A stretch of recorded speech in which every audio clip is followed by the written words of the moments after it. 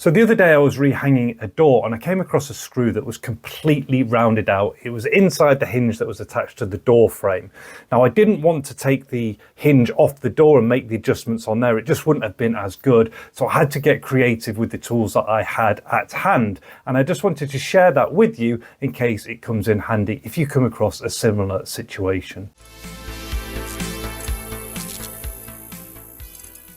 So in this video, I'm going to show you 4 methods for removing a screw with a stripped head. And it's going to be all the way from kind of the simplest considerations all the way up to the method that worked for me. There'll be no glue, no soldering, no using a rubber band involved in this one, because I just want to kind of talk about the methods that I used on the day, and they've been pretty much covered elsewhere. So let's go on to the first one here, number 1, and I'll zoom you in on this screw head. So this one is just like, let's call it our control screw. There's nothing wrong with this right now. And I just wanted to go over some very quick basics about screw heads, because not all screw heads are the same. So with these ones here, you actually have 2 types. You've got your Phillips head screw heads and you've got your posi drive heads. So what you're looking for on these, as you can see, is whether or not it has these little lines that are just sticking out, and they represent a posi drive head. And if you have a little set of screwdrivers, or you're looking, it'll say that they're either going to be PH for your Phillips head, or they're going to be saying PZ for your posi drive heads. So with this one here, it's a PZ, and some of the biggest mistakes you can make are trying to use something like a Phillips head inside a posi, or vice versa, because that's one of the issues that causes them to round out in the first place, and can also continue to round them out if you use the wrong one. And the reason being, I know we're still quite zoomed in, is if you look at them straight on. So if I take this Phillips and this posi, you can see that they have, and we're going to zoom, these extra little bits just down here in between them there. So that's the most important thing when you're going to be at least trying to remove it. So imagine this was stripped anyway. So I know this is a posi, and you're going to be looking for a 1, 2 or 3. So if I look at this screw here, put the 1 in, there's a bit of movement in there, put a 2 in, actually the 2 is right. So for removing this one, I'm just going to make sure I have a number 2 in place, firmly seat it, and obviously we can then unscrew it. So if you've got a stripped screw, the first thing is just to make sure you're using the right type of screwdriver or screwdriver head to remove it.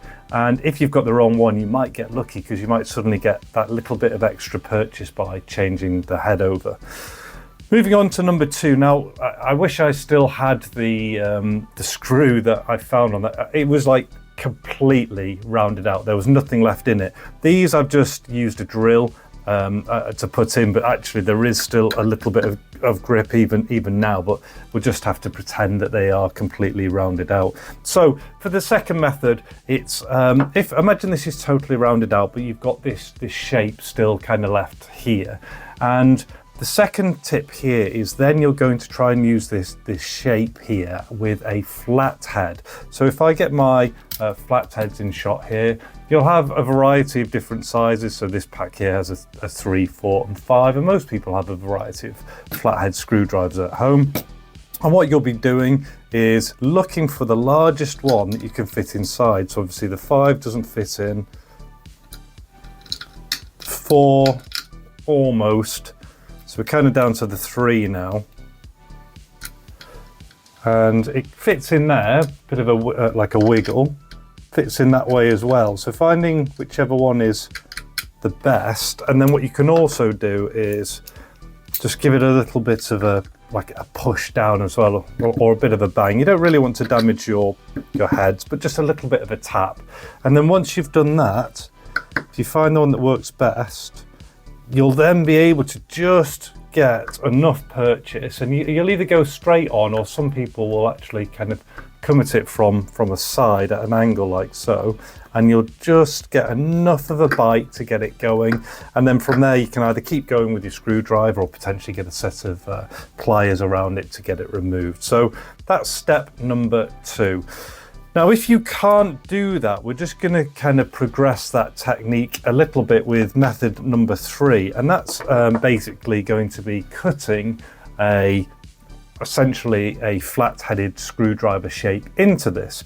Now, there's a couple of ways you can do this. First of all, you can buy these packs online. They're pretty cheap. They've got these cutting discs in them, and with these packs you get an attachment that looks like this, and you basically just unscrew the end, put the size of the disc that you want on, and then you just slide that into your drill. So let's say you've got you're not having to do it there and then.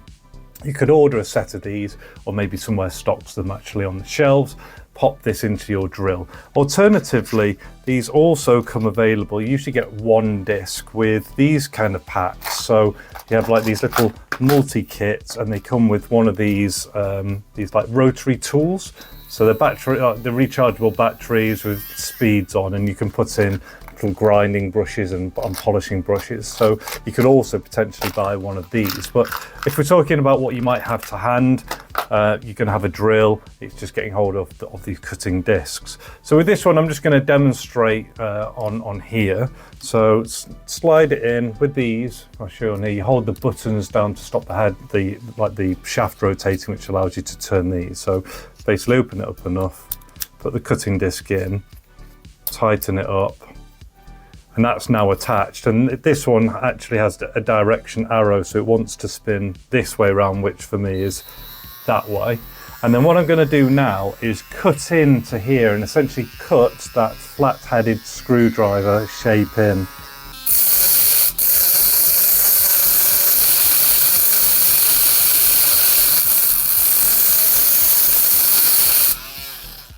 Now, I don't mind admitting I've been doing that for quite some time, and because it's metal on metal and these are more designed for wood, if I kind of just show you here,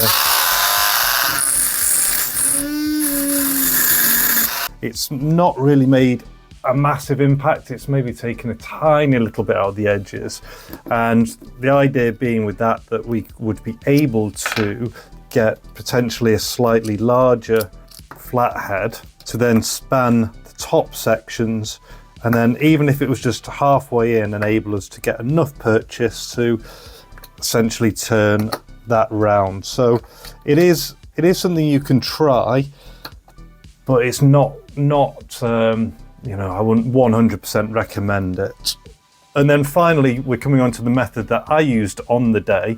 And so for this one, I had my multi-tool with me. Here it is. So I had my multi-tool, and usually I have a wood blade on it, but I also keep what's known as like a bimetal blade in the van as well. So this one will cut into metal. And then basically I then did the equivalent, but with this. So let's give it a go now.